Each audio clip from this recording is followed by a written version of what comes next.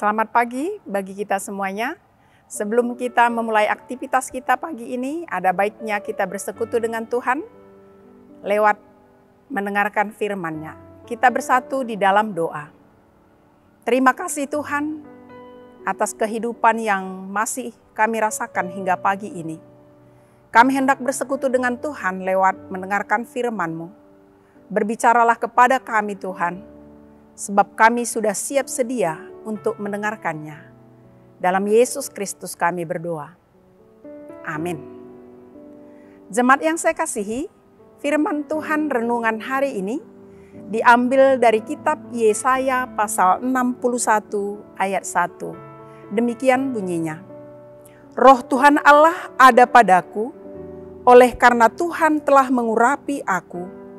Ia telah mengutus aku untuk menyampaikan kabar baik kepada orang-orang sengsara dan merawat orang-orang yang remuk hati, untuk memberitakan pembebasan kepada orang-orang tawanan dan kepada orang-orang yang terkurung kelepasan dari penjara.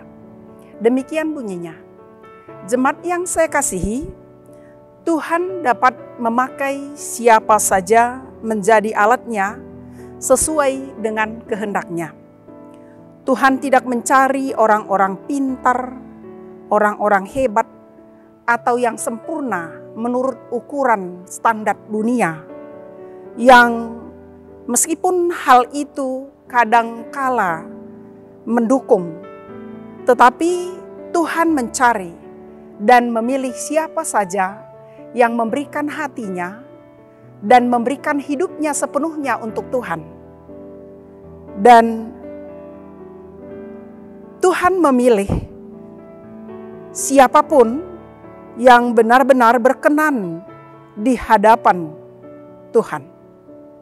Nabi Yesaya dipilih dan diutus Tuhan menjadi hamba-Nya bukan karena kesempurnaannya. Nabi Yesaya diurapi dan Roh Kudus berkuasa di dalam hidupnya untuk membawa kabar baik, kabar sukacita kepada orang Israel yang pada kondisi saat itu sedang putus asa, tidak mempunyai pengharapan lagi untuk masa depan yang lebih baik. Karena mereka baru saja kembali dari pembuangan Babel, melihat Yerusalem yang sudah porak-poranda dan sudah lama ditinggalkan. Berita sukacita yang disampaikan oleh Yesaya ini adalah bukti kasih Tuhan yang terus-menerus ada bagi bangsa Israel, yang terus menyertai kehidupan mereka. Tuhan melalui Nabi Yesaya memberikan penghiburan, penguatan, dan peneguhan hati sehingga mereka tetap berpengharapan yang hidup dan mau memulai kehidupannya, menata kehidupannya yang baru di Yerusalem. Jemaat yang saya kasihi, firman Tuhan ini juga merupakan nubuatan kepada Tuhan Yesus yang diurapi, datang ke tengah-tengah dunia ini, membebaskan kita dari kesengsaraan, dari penderitaan, menghibur dan menguatkan kita, orang-orang yang berdosa ini, di mana dengan kebangkitan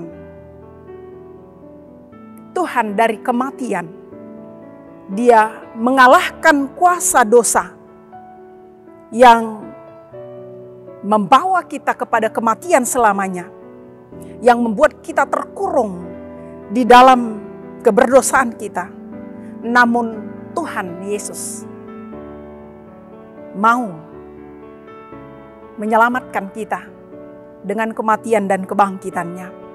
Sehingga kita yang percaya kepada Tuhan Yesus menerima keselamatan, layak di kerajaan-Nya.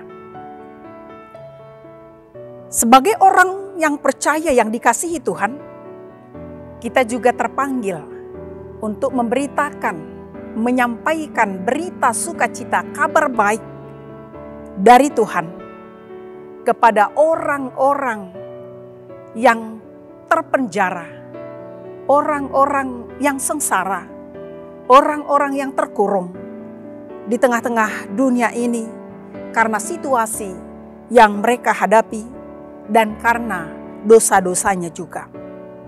Inilah waktu yang tepat selagi kita masih hidup, segera memberi hati dan hidup kita sepenuhnya bagi Tuhan, sehingga Tuhan memilih, mengutus, dan mengurapi kita, sehingga kuasa Roh Kudus bekerja, berkuasa dalam hidup kita, agar kita dimampukan untuk membawa sukacita bagi saudara-saudara kita yang sengsara, menderita, berduka, yang terpenjara, yang tertawan di tengah-tengah dunia ini.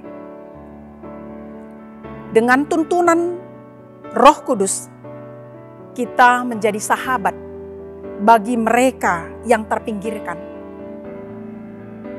Kita menjadi telinga bagi mereka yang memiliki banyak masalah, menjadi teman curhat mereka, menjadi penolong bagi mereka, memberikan jalan, sehingga mereka merasakan kehadiran Tuhan.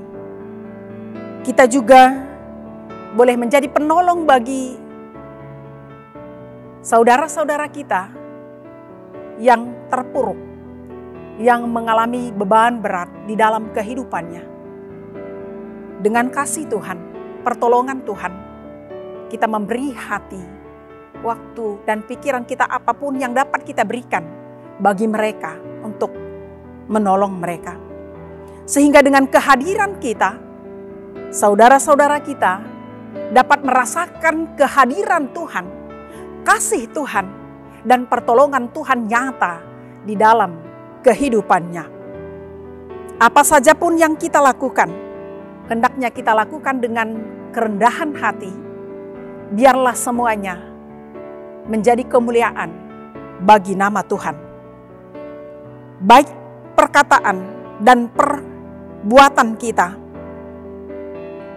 biarlah orang lain merasakan kuasa dan kasih Tuhan melawat mereka. Amin. Kita bersatu di dalam doa.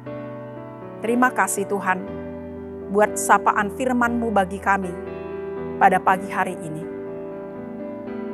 Kami juga yang percaya kepadamu terpanggil untuk menyampaikan berita sukacita, berita keselamatan yang dari Tuhan Yesus, agar mereka juga menerima Tuhan, percaya kepada Tuhan Yesus sebagai Tuhan dan Juru Selamatnya. Bahwa keselamatan, berkat yang sempurna hanya ada pada Tuhan. Biarlah dengan kuasa Roh Kudus-Mu, kami dimampukan untuk menjadi saluran berkat bagi sesama kami, lewat kata dan perbuatan kami. Berkati seluruh jemaat Tuhan, dalam aktivitasnya hari ini dimanapun mereka berada, yang melakukan pekerjaannya, Engkau berkati pekerjaannya, memberikan buah yang baik untuk menopang kehidupannya dan keluarganya. Yang sakit tolong Tuhan sembuhkan, yang berduka tolong Tuhan hiburkan, yang kekurangan tolong Tuhan cukupkan apapun yang perlu dalam kehidupannya lewat usaha kerja kerasnya. Bagi anak-anak Tuhan yang masih dalam pertumbuhan, Kau berikan pertumbuhan yang baik dalam kesehatan. Yang studi, Engkau berikan semangat belajar yang baik. Kau beri keberhasilan dalam studinya. Yang mencari pekerjaan, Kau berikan pekerjaan yang layak mereka kerjakan sesuai kemampuannya. Yang mencari jodoh, Engkau berikan jodoh yang seiman, yang sepadan dengan mereka. Bagi setiap orang tua, Engkau berikan hikmat bijaksana dalam mengayomi dan memberikan kebutuhan anak cucunya. Terima kasih Tuhan. Kami mau serahkan kehidupan kami sepanjang hari ini ke dalam tangan Tuhan. Biarlah kehendak-Mu yang nyata dalam kehidupan kami. Ampuni kami akan salah dan dosa kami. Dalam Kristus Yesus, kami berdoa dan bersyukur bagi-Mu. Amin. Jemaat Tuhan, selamat melanjutkan aktivitasnya. Tuhan Yesus memberkati kita semua. Shalom.